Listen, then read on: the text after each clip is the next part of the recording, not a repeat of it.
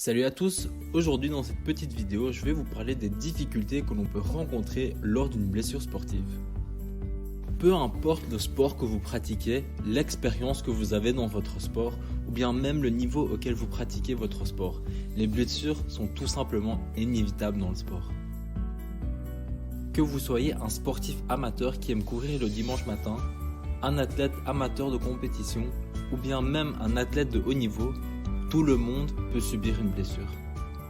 Comme on le sait tous, les sportifs blessés sont confrontés à des problèmes liés non seulement à des répercussions physiques douloureuses et désagréables, mais aussi à d'autres obstacles tels que des exercices de rééducation répétitifs et parfois douloureux. Ce type de répercussions physiques sont généralement facilement apparentes, mais celles de nature psychologique le sont moins. Les personnes blessées ont tendance à éprouver de nombreuses réactions psychologiques négatives différentes. En effet, les personnes blessées peuvent éprouver de nombreuses réactions négatives de nature émotionnelle, comportementale et cognitive. Sur le plan émotionnel, les sportifs blessés peuvent éprouver de la frustration, de la tristesse et de la dépression.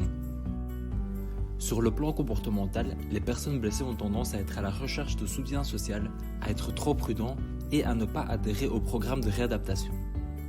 Et enfin, sur le plan cognitif, ils peuvent non seulement se sentir isolés de leur équipe, mais aussi d'avoir une faible estime de soi. Mais laissez-moi vous dire quelque chose, les blessures sportives ne sont pas toujours graves. Une erreur fréquente que les personnes font est de penser que lorsqu'on subit une blessure, ceci est uniquement négatif, alors que cette expérience peut apporter de nombreuses choses positives.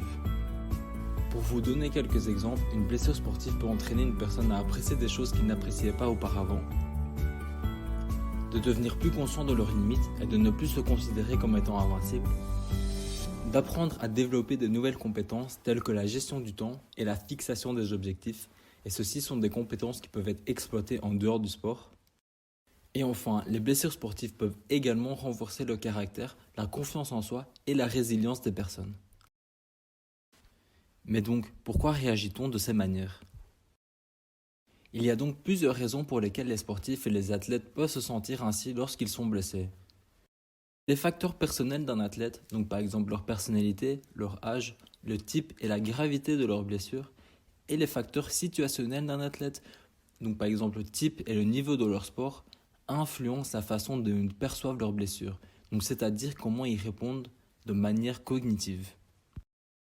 Ceci influencera donc à son tour la manière dont ils réagiront émotionnellement, ce qui aura une incidence sur la façon dont ils réagiront sur le plan comportemental. Et donc tous ces facteurs combinés, qu'ils soient positifs ou négatifs, détermineront les résultats du rétablissement de l'athlète blessé. Mais assurez-vous, il existe différentes stratégies psychosociales que les sportifs peuvent apprendre, pratiquer et appliquer à eux-mêmes pour mieux gérer et faire face à leurs blessures. Vous vous demandez sûrement, psychosocial ? Mais ça veut dire quoi ça ? Ne vous inquiétez pas, c'est juste le nom du type d'intervention que les psychologues du sport utilisent. Voici quelques exemples de ces stratégies. Donc on y trouve la définition d'objectifs, le dialogue positif, l'imagerie mentale et la divulgation écrite des émotions. Encore une fois, vous vous demandez sûrement, mais de quoi il parle ? Je comprends que ces techniques puissent sembler un peu intimidantes, mais avec un soutien et des conseils appropriés, elles peuvent être extrêmement efficaces. Et si vous souhaitez en savoir plus sur ces techniques, n'hésitez pas à consulter l'article sur mon blog. Et de manière générale, si vous voulez savoir plus sur l'impact que les blessures sportives peuvent avoir sur notre mental au-delà de cette petite vidéo, n'hésitez pas à consulter mon article sur mon blog en utilisant le lien suivant. N'hésitez pas à aimer, commenter et à partager cette vidéo.